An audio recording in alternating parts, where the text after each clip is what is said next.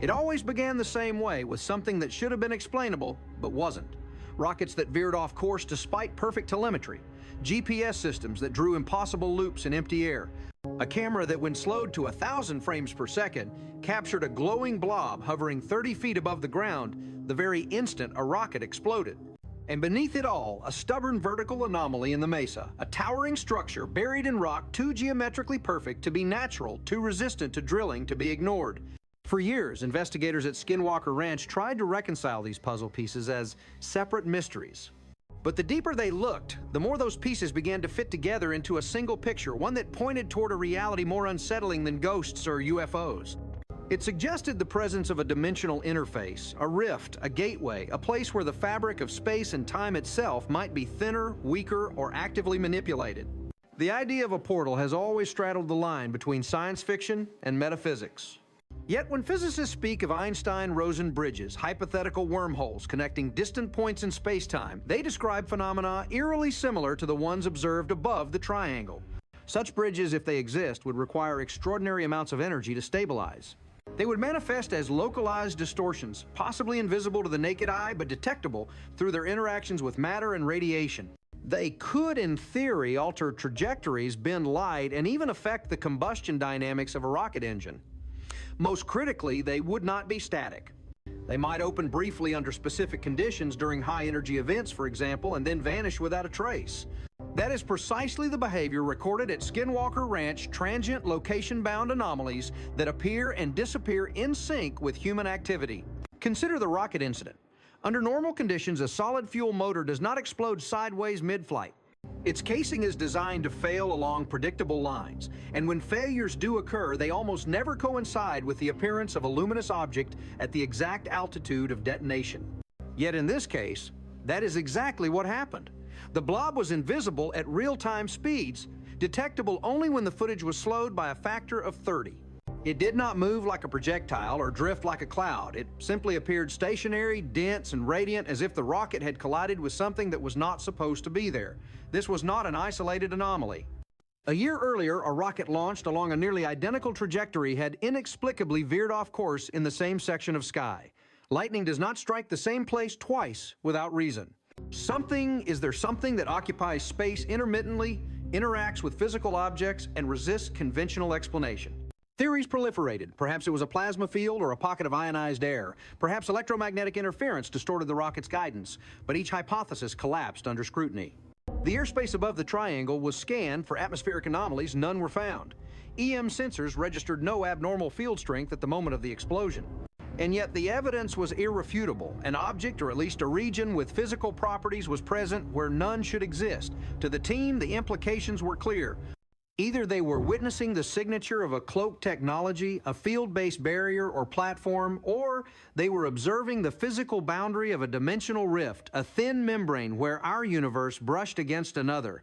Support for the second hypothesis came from a different set of observations, those involving light time and perception. During several nights of observation, instruments recorded subtle phase shifts in optical data, as if light traveling through the air above the triangle was being refracted by a medium with a variable index. Sometimes, objects captured on one camera failed to appear on another, placed a few meters away. In one notable case, a laser beam projected across the anomaly, split into two distinct paths, an outcome that should be impossible in a uniform atmosphere. The simplest explanation was that space itself was not uniform there, that its curvature, density, or dimensionality was fluctuating on scales small enough to evade casual detection, but large enough to affect precise instruments. In modern physics, such fluctuations are theorized as potential signatures of quantum tunneling or brain interactions, points where higher dimensional membranes' brains might intersect with our four-dimensional space-time. This is not as far-fetched as it sounds. In string theory, our universe is described as a four-dimensional brain floating in a higher dimensional space known as the bulk. Other brains, other universes might exist parallel to ours, separated by infinitesimal distances in higher dimensions. Under rare conditions, these brains could collide, interact, or even exchange matter and energy. Such interactions would be transient, localized, and incredibly difficult to detect, but not impossible. They might manifest as anomalies in gravity light propagation or electromagnetic behavior. They might disrupt electronics or biological systems. They might, in short, look exactly like the phenomena cataloged at Skinwalker Ranch. There is historical support for this interpretation too, not from physics, but from the people who lived on this land long before the ranch existed. The Ute people, whose ancestral territory includes the Uinta Basin, have long spoken of places where the world grows thin. They describe portals through which spirits travel, where sky beings cross over, and where time itself seems to behave differently. They warned their children never to approach certain areas lest they vanish or return changed. Skeptics dismiss these stories as mythology, but myths are often cultural memory encoded in metaphor. It is possible that ancient observers witnessed the same anomalies now being documented with modern technology and described them with the vocabulary available to them. What they called portals we might call dimensional interfaces. What they called sky beings we might interpret as interdimensional visitors. Supporting this idea is the peculiar relationship between activity and anomaly. The phenomenon does not occur randomly. It correlates strongly with human intervention, drilling rocket launches, even the movement of large metallic objects. This suggests that the system, whatever it is reactive. It might require a threshold of energy input or a specific frequency of electromagnetic stimulation to activate. Or it might respond to disturbances in its environment like a lock that only opens under pressure. The 1.6 gigahertz signal repeatedly detected during such events could be part of this activation mechanism, a byproduct of a portal's formation, or even a control signal exchange between dimensions. The effects of these anomalies are not limited to inanimate systems. They seem to interact with biology too. On multiple occasions, personnel exposed to active events reported sudden physiological changes, dizziness, headaches, skin burns, even internal swelling. These symptoms appeared abruptly and disappeared just as quickly, often in correlation with spikes in electromagnetic activity. While no definitive mechanism has been established, one plausible explanation is that these are side effects of intense field gradients, perhaps gravitational, perhaps electromagnetic, produced during the transient opening of a rift. In laboratory experiments, strong gravitational or magnetic fields have been shown to influence cellular processes and neural activity. If a wormhole or dimensional interface were forming nearby, the gradients it generated could easily exceed anything produced in a lab. Further evidence comes from temporal anomalies. During one test, a drone equipped with synchronized clocks flew through the anomaly zone and returned with a measurable time discrepancy, microseconds, but significant enough to exceed the margin of error.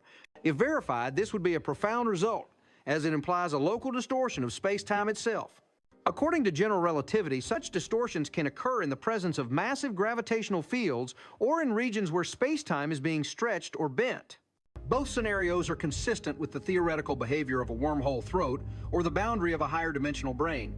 Some skeptics argue that all of this, the light distortions, the biological effects, the temporal discrepancies, could be explained by hidden technology, cloaking devices, directed energy weapons, or experimental aerospace platforms. But this explanation, while tempting, fails to account for the totality of the evidence.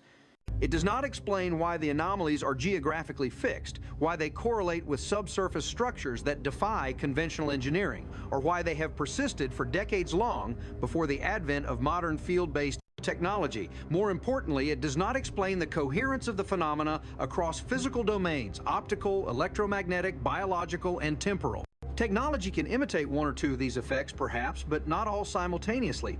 If we accept the dimensional hypothesis, however, the pieces fall into place. The buried structure might not be a craft or a vault, but a stabilizer, a kind of anchor, designed to pin the mouth of a wormhole in place. The 1.6 gigahertz signal might be a handshake protocol, a synchronization pulse that keeps the interface stable. The glowing blob might be the visible edge of the wormhole's event horizon, illuminated briefly as matter interacts with the boundary. The physiological effects might be the result of passing through a region of altered space-time curvature. And the helicopters that arrive without transponders might not be mere observers, but participants part of an ongoing effort by whoever controls this technology to monitor and perhaps regulate its use. What makes this scenario so compelling is not its strangeness, but its consistency. Every major anomaly at Skinwalker Ranch, from the mesa's mysterious interior to the rocket's mid-air detonation, from the shifting radio signals to the time distortions, can be interpreted as the signatures of a single underlying phenomenon, a localized breach in space-time, a rift that opens and closes in response to specific stimuli. Whether this breach is natural, artificial, or some combination of the two remains unknown. But if it is artificial, then someone or something built it. And if it is natural, then it represents one of the most significant scientific discoveries in human history. In the end, the question is not whether the ranch is haunted or whether UFOs visit its skies. The question is whether the laws of physics behave differently there, and if so, why? The answer may lie buried beneath the mesa, encoded in radio waves, or flickering above the triangle in bursts too brief for the naked eye. But one thing is certain, Skinwalker Ranch is not merely a location. It is a laboratory. And the experiment taking place, there may be far older, far larger, and far stranger than anything humanity has yet conceived. It may be, in the truest sense, a doorway, one that leads not just to the stars, but beyond them,